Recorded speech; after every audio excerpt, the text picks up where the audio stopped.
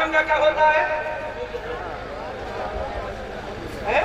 अबुल हकम, फैसला करने वालों का बाप। किसी का असली नाम था ये, क्या था? फैसला करने वालों का। अब जुमला आसानी के साथ समझ में आएगा आपको। फैसला करने वालों का बाप अबुल हकम आया, उसने कहा कुरान को मिटा दूंगा। क्या करूंगा? कुरान को मिटा दूंगा, जुल्ले की इबादत करना। जब ये बात मेरे नबी के कानों पर पहुंची, जब ये बात मेरे नबी की खुफते समाज पर पहुंची, तो मेरे नबी ने कहा, अरे जब तक तूने कुरान को मिटाने की बात नहीं की थी, तू अबुल हकम था, लेकिन जब कुरान को मिटाने चला है तो मैं तुझे अबू जहल बना रहा हूँ। इस तस्वीर से मेरे नबी ने कह दिया, अरे जब तक तूने कुरान को मिटाने की बात नहीं की, तू वसील था। जिस दिन कुरान को मिटाने की बात की, मैंने तुझे त्यागी बना दिया।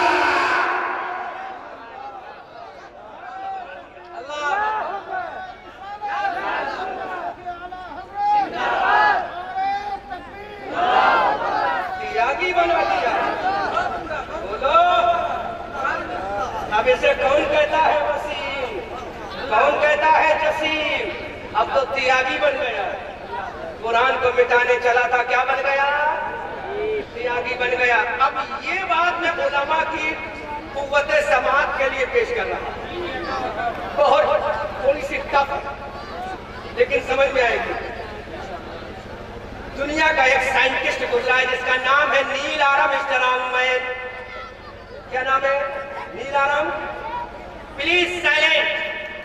दुनिया का एक साइंटिस्ट है जिसका नाम है नील आर्म स्ट्रॉन्गमैन।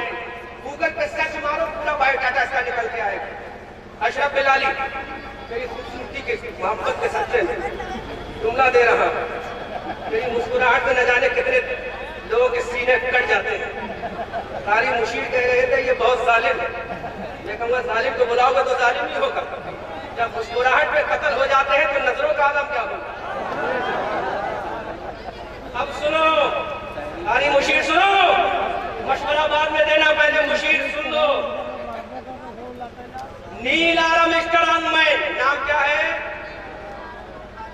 जो बच्चे साइंस के पढ़ने वाले हैं, हाई स्कूल इंटर में साइंस पढ़ते हैं, है कोई ऐसा बच्चा जो हाथ उठाकर बता दे मैं इंटर में साइंस पढ़ता हूं? है कोई ऐसा बच्चा जो साइंस पढ़ता हो? एक बच्चा है। दूसरा और कोई है जो साइंस का स्टूडेंट हो? है कोई साइंस का स्टूडेंट? बेटा तुम समझो, नील आर्म स्ट्रॉन्गमैन इसका नाम था। समझ में आया? अमेरिका का रहने वाला था, बहुत बड़ा साइंटिस्ट था ये, बहुत बड़ा साइंटिस्ट। अब सुनो, कुरान कहते किसे? समझ में आएगा तुम्हें। नील आर्म स्ट्रॉन्गमैन इतना बड़ा साइंटिस्ट था, उस जमाने में इससे बड़ा कोई वैज्ञानिक नहीं था। इसने सोचा कि जमीन पे रहते रहते मेरा दिल उकता गया है, अब चांद पे रहा जाए। कहाँ रहा जाए? कहाँ जाया जाए? चांद पे जाए, चांद पे जाया जाए। कहाँ जाया जाए? समझ में आ रही है? कारी मुश्किल साहब, हाँ चाय बाद में। हाँ, कहाँ जाया जाए? तो जाने के लिए रास्ता होना चाहिए। मैं जब बरेली से चला यहाँ के लिए तो रास्ता था कि नहीं? अगर रास्ते पे थोड़ी आ जाता, कहीं भूल गए तो पूछना पड़ा, मैप का सहारा लेना पड़ा, गूगल का सहारा लेना पड़ा, कहीं मोबाइल का सहारा, तो कहीं पहुंचे जलसे में। नील आर्म स्ट्रॉन्गमैन ने कहा मैं चांद पे जाना चाहता हूं, लेकिन रास्ता बताने वाला दुनिया में कोई नहीं। चांद पे जाने का रास्ता बताने वाला है कोई मुफ्ती जो चांद पे जाने का रास्ता बता दे? है कोई मुहद्दिस जो चांद पे जाने का रास्ता बता दे? है कोई दुनिया का स्कॉलर जो चांद पे जाने का रास्ता बता दे? बेचारा अमेरिका की सारी यूनिवर्सिटियों में चला गया कि चांद पे जाने का रास्ता बता दे, लेकिन सारी यूनिवर्सिटियों ने हथियार उसके सामने डाल दिए, सरेंडर कर दिया। यूरोप की सारी यूनिवर्सिटी में गया कि चांद पे जाने का कोई हमें रास्ता बता दे, लेकिन सारी यूनिवर्सिटियों में जितनी किताबें थीं, सारी किताबों ने अपने आप को सरेंडर कर दिया और उन्होंने कहा कि हम नहीं बता सकते चांद पे कैसे जाया जाता है। अगर ये तकरीर का जुमला सुन लिया तो समझ लो याद रखोगे कुरान कहते किसे। सारी यूनिवर्सिटियों में गया, यूरोप, अमेरिका, हॉलैंड, बर्तानिया, अफ्रीका, जहाँ जहाँ बड़ी बड़ी यूनिवर्सिटी थी सब में गया कि चांद पे जाना चाहता हूँ, कोई रास्ता तो बताओ। तो सारी यूनिवर्सिटी के अंदर जितने स्कॉलर थे सब ने सरेंडर कर दिया, हथियार डाल दिए, कहा हम तुम्हें चांद पे जाने का रास्ता। घर में चला गया, बीबी ने पूछा ये पेशानी पर पसीना क्यों है, पेशानी पर? तो बीबी से कहने लगा मोहतरमा मैं चांद पे जाना चाहता हूँ लेकिन रास्ता पता नहीं है, कोई ऐसी किताब भी नहीं है जो चांद पे जाने का रास्ता बता दे। सुनो सुनो सुनो, कोई चांद पे जाने का रास्ता बताता नहीं है। बीबी ने कहा नीलारा मिस्टर मैन परेशान ना हो, कहा तुमने ईसाई धर्म को पढ़ लिया? कहा पढ़ लिया। क्या चांद पे जाने का रास्ता मिला? कहा नहीं मिला।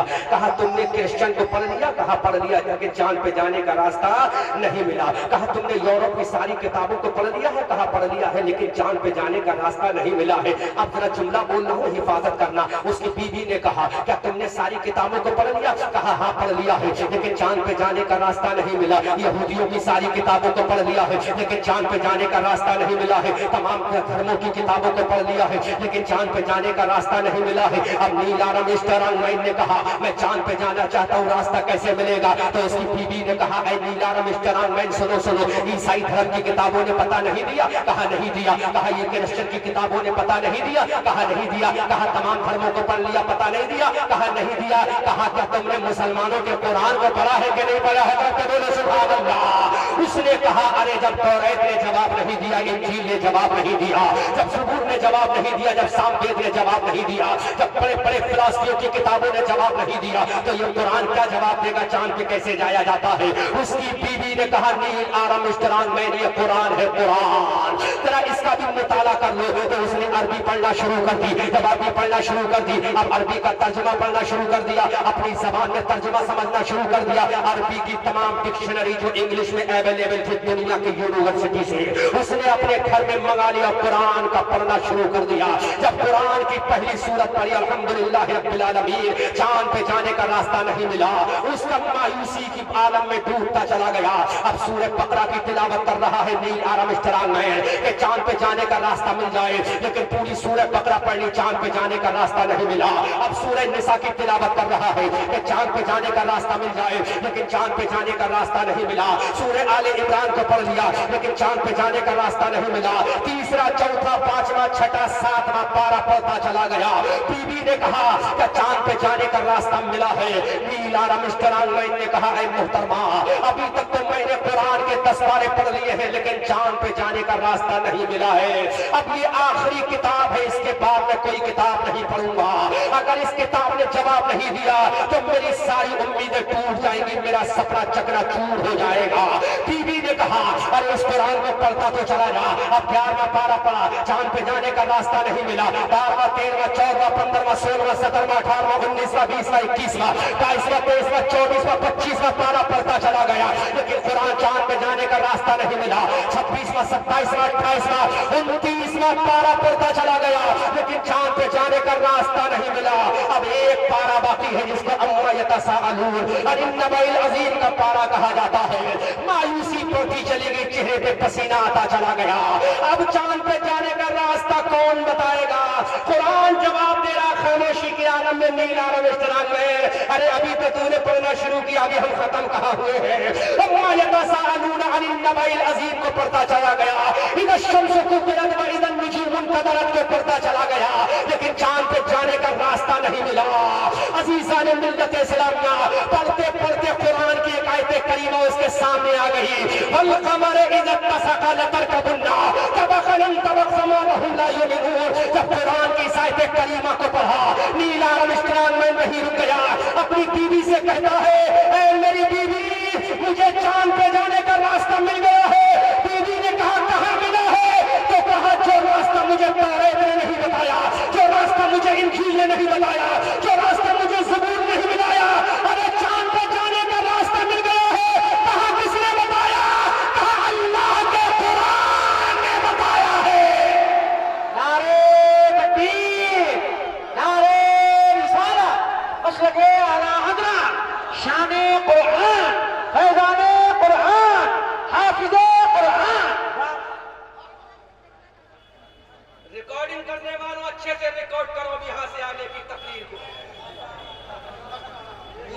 रसूल समझाऊंगा, चेहरे पे खुशियां आ जाएंगी। सीना चौड़ा करके कहोगे, इस type of question you want to from my the holy Quran, everyone person I give you challenge in the word by grace Allah by Prophet Rasulullah। कई सवाल जवाब हम देंगे। उसने जब कुरान की आयत करीमा पढ़ी, वल कमर इज़ा तसाहा लतरकबुन्ना तबकन तबक, इसी आयत करीमा को पढ़ने में लग गया। एक बार पढ़ा माना समझ में नहीं आया, दोबारा पढ़ा माना समझ में नहीं आया, तीसरी मर्तबा पढ़ा माना समझ में नहीं आया।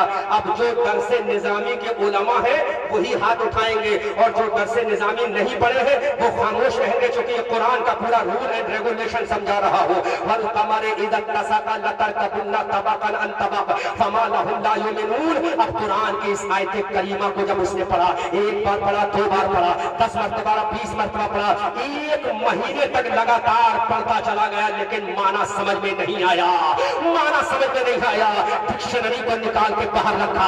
अब कुरान की आयत करीमा चांद पे जाने का रास्ता बता रही है। सुभान अल्लाह, कुरान चांद पे जाने का रास्ता बता रहा है। अब पहला माना सुनो, वल कमर में जो वाव है वो कसमिया का है, वाव कसम का है। कुरान कहता वल कमर इज़ा तसाहा, कसम है चांद की जब वो पूरा होता, बोलो भाई साहब, कसम है चांद की जब वो पूरा होता है। किसका जिक्र किया गया? चांद का जिक्र किया गया। आधा। और एक चीज और याद रखो, कुरान के दो तरह के माने होते हैं, एक माना मजाजी और एक माना हकीकी। जब माना हकीकी मुराद लेना मुतअस्सर हो, मुमकिन न हो, मुश्किल हो, तो माना मजाजी मुराद लिया जाता है। और जब माना हकीकी मुराद लेना मुराद हो जाए, जब माना हकीकी यकीनी तौर पर लेना मकसूद हो जाए, तो कुरान का माने हकीकी ले लिया जाता है। अब कुरान का तर्जुमा सुनो, नीलारम इस्लाम की अकीदत को देखो और मेरे कुरान का एजाज देखो। जब उसने कुरान को पढ़ा, वल कमर इज़ा तसाहा, और कसम है चांद की जब वो पूरा होता है, बोलो किसका जिक्र किया गया? चांद का जिक्र किया गया। यहाँ सूरज का जिक्र नहीं है बल्कि चांद का जिक्र है। यहाँ सितारों का जिक्र नहीं है बल्कि चांद का जिक्र है। यहाँ आसमानी और किसी चीज का जिक्र नहीं है, यहाँ चांद का जिक्र है। यहाँ आसमान की फजा का जिक्र नहीं है बल्कि चांद का जिक्र है। यहाँ जमीन का जिक्र नहीं है, यहाँ चांद का जिक्र है। उलमाए किराम तवज्जो से समाअत करें। कुरान ने ऐलान किया, कसम है चांद की जब वो पूरा होता है, लतरकबुन्ना, तरफ के बोलो सुभान अल्लाह। मुझे बता दो रकबा यरकबो का माना क्या आता है? और लामे ताकीर जब नूने सकीला पर दाखिल होता है तो मुझे बताओ किसका माना पैदा करता है? नूने सकीला पर जब लामे ताकीर दाखिल होता है तो मुस्तकबिल का माना खास कर देता है। जो अरबी ग्रामर के उलमा है वो इसको जानते हैं।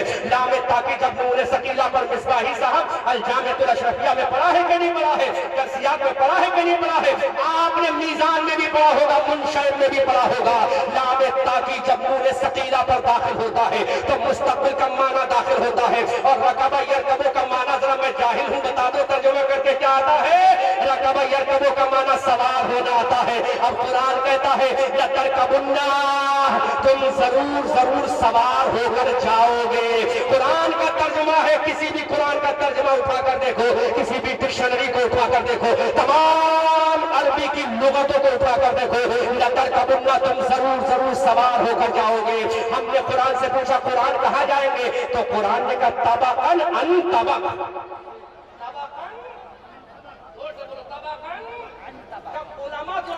तब इनके समझ में आएगा, वरना इनके समझ में नहीं आएगा। सबसे ऊपर की बात है ये, लतरकबुन्ना, तुम जरूर जरूर सवार होकर जाओगे। तबकन, एक तबक से दूसरे तबक को। अब जरा बताओ कारी मुशीर साहब, तुम्हारी अम्मा ने तुम्हें कौन से तबक पे पैदा किया है? आसमान पे पैदा किया है या जमीन पे पैदा किया है? अल्लामा मोइनुद्दीन साहब, तुम्हारी अम्मा ने कहाँ पैदा किया है? जमीन में पैदा किया है या सूरज पे पैदा किया है? जमीन में पैदा किया है या चांद पे पैदा किया है? अल्लामा मोइनुद्दीन की जबान बोलेगी, अरे मेरी माँ ने इस तबक पे पैदा किया है, इस जमीन पर पैदा किया है, इस अर्थ पर पैदा किया है, इस लैंड पर पैदा किया है, इस गांव में पैदा किया है। और कुरान कहता जरूर जरूर सवार होकर जाओगे। एक तबक से दूसरे तबक पर, जहां तुम पैदा हुए वो एक तबक है, जहां तुमने चलना सीखा वो जमीन तबक है, जहां तुमने जवानी देखी वो एक तबक जमीन है, जहां तुमने बुढ़ापा देखा वो तबक जमीन है। अब सवार होकर कहां जाओगे? दूसरे तबक को। और उस दूसरे तबक का नाम कुरान ने जिक्र कर दिया, चांद है। सुभान अल्लाह, जोर से बोलो सुभान अल्लाह। अब कुरान ये कहता है सवार होकर जाओगे। इस जमीन से जहां तुम पैदा हुए हो कौन से तबक को जाओगे? चांद पर जाओगे। सुभान अल्लाह, सुभान अल्लाह। जब कुरान की आयत करीमा को पढ़ा कि तुम जरूर जरूर सवार होकर जमीन से चांद पर जाओगे, तो नील आर्मस्ट्रांग ने कहा अरे कुरान कहता सवार होकर जाओगे तो पैदल नहीं जा सकते, पैरों के बल नहीं जा सकते, किसी सवारी का इंतजाम करना पड़ेगा, किसी गाड़ी का इंतजाम करना पड़ेगा। बरेली जाना है कार का इंतजाम करना पड़ेगा, दिल्ली जाना है ट्रेन का, बस का इंतजाम करना पड़ेगा। तो नील आर्मस्ट्रांग ने कहा कुरान कहता सवार होकर जाओगे सवारी पर, तो पहले मैं सवारी को तैयार करूं। तो उसने एक सवारी तैयार की, जिस सवारी का नाम 911 अपोलो रखा गया। देखो गूगल पे मारो अभी निकल के आ जाएगा। 911 अपोलो रखा गया। 911 अपोलो सवारी तैयार हो गई। अमेरिका के रिसर्च सेंटर नासा में जब 911 अपोलो नाम की सवारी डिस्कवरी यान तैयार हो गया, अब कुरान से उसने पूछ लिया ऐ कुरान जरा इतना बता दे, जाने का रास्ता भी बता दिया, जाया किससे जाएगा ये भी बता दिया। अब कुरान इतना बता दे कि जाने वाला एक होगा या दो होंगे, जाने वाले 3 होंगे या 4 होंगे, जाने वाले 5 होंगे या 10 होंगे। तो हजरात याद रखो, अरबी में एक के लिए वाहिद आता है, 2 के लिए तस्नीया आता है, 3 के लिए जमा आता है। और जमा की सबसे छोटी मिकदार कितनी है?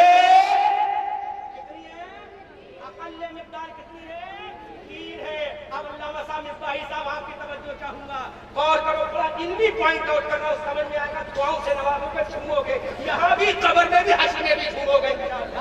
आपके लेवल से ऊपर की बात है, लेकिन समझाऊंगा तो समझ में आएगी। हज़रात अब कुरान से उसने कहा कुरान इतना तो बता दे, जब मैंने 911 अपोलो भी बना दिया, डिस्कवरी को बना लिया, यान को बना लिया, लेकिन जाने वाले फर्स्ट ऑफ ऑल कितने लोग होंगे? तो अरबी में एक के लिए वाहिद आता है, 2 के लिए तस्नीया आता है, और 2 से ज्यादा के लिए क्या आता है? जमा आता है। और जमा की सबसे छोटी मिकदार कितनी है? 3 है। और अक्सर की मिकदार कोई लाखों करोड़ों हो सकते हैं। तो कुरान ने इशारा दिया नील आर्मस्ट्रांग में, अरे जब बन गई है सवारी तो सवार होकर जाओगे। तो सबसे पहले चांद पे जाने वाले 1 नहीं, 2 नहीं, 10 नहीं, 20 नहीं, अरे चांद पे सबसे पहले जाने वाले 3 लोग होंगे। सुभान अल्लाह, सुभान अल्लाह।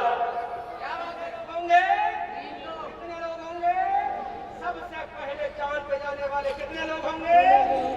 बात समझ में आ रही है कि नहीं आ रही है? सबसे पहले चांद पे जाने वाले कितने लोग होंगे? मैं तीनों के नाम भी बताऊंगा, तीनों के पते भी बताऊंगा, तीनों के मशवरे और काम भी बताऊंगा, वर्क भी बताऊंगा। अब सवारी बन गई जिसका नाम क्या रखा गया? 911 अपोलो। उस पर सवार हुए। अब कितने लोग जाएंगे? अल्लामा मोइनुद्दीन कुरान इशारा करता है 3 लोग जाएंगे कम से कम। कितने जाएंगे? कम मिस्बाह बोलो कितने जाएंगे? कम से कम 3 लोग जाएंगे। अब गूगल पे सर्च मारो, सैटेलाइट को खंगालो, टेलीस्कोप को खंगालो, दुनिया के वैज्ञानिकों को देखो कि कुरान ने कहा सबसे पहले कम से कम 3 लोग जाएंगे। अब 3 लोग आ गए। एक का नाम था नील आर्मस्ट्रांग मैन। जब मैं तीनों के नाम बोल दूं तो पूरे मजमे से सुभान अल्लाह से इस्तकबाल होना चाहिए। कुरान ने कहा सबसे पहले कम से कम 3 लोग जाएंगे। तो 3 लोग जाने की तैयारी में लग गए। एक का नाम था नील आर्मस्ट्रांग मैन, एक का नाम था एल्डर वुड और एक का नाम था कोलिंस। तरफ के बोलो कितने लोग हो गए? पैसा जोर से बोलो यार, कितने लोग हो गए? तीनों के नाम याद करो। एक का नाम था नील आर्मस्ट्रांग मैन, एक का नाम था एल्डर वुड, एक का नाम था कोलिन। अब ये तीनों लोग डिस्कवरी में बैठे, क्योंकि कुरान ने कह दिया था ना कि कम से कम 3 लोग जाएंगे, चौथा कोई नहीं जाएगा, 5वां छठा कोई नहीं जाएगा। तो ये 3 लोग बैठे। गूगल का जमाना है, मोबाइल की स्क्रीन ऑन करो।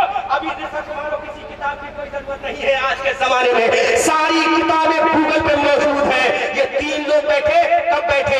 एक रिवायत के मुताबिक 16 जुलाई 1969 को, एक रिवायत के मुताबिक 20 जुलाई 1969 को नील आर्मस्ट्रांग मैन बैठा, एल्डर वुड बैठा, कोलिंस बैठा। अब ये तीनों के तीनों 911 अपोलो में बैठकर जब आसमान की तरफ उड़े, जब चांद के करीब पहुंचे, चांद की धरती पर जब नील आर्मस्ट्रांग मैन ने अपना कदम रखा तो उसके कानों में आवाज आई, अल्लाह अकबर, अल्लाह अकबर। जोर से बोलो, जोर से बोलो।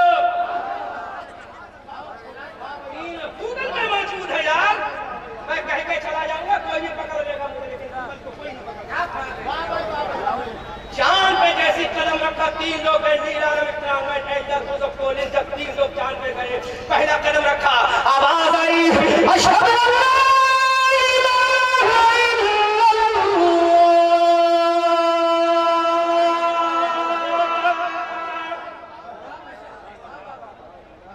नहीं समझ सका ये आवाज कैसी है। अल्लामा सबीर के सामने जब मैंने तकरीर की थी,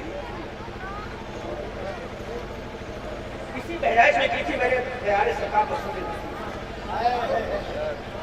तो उन्होंने मुझसे कहा बेटा आधा घंटा और बोलो।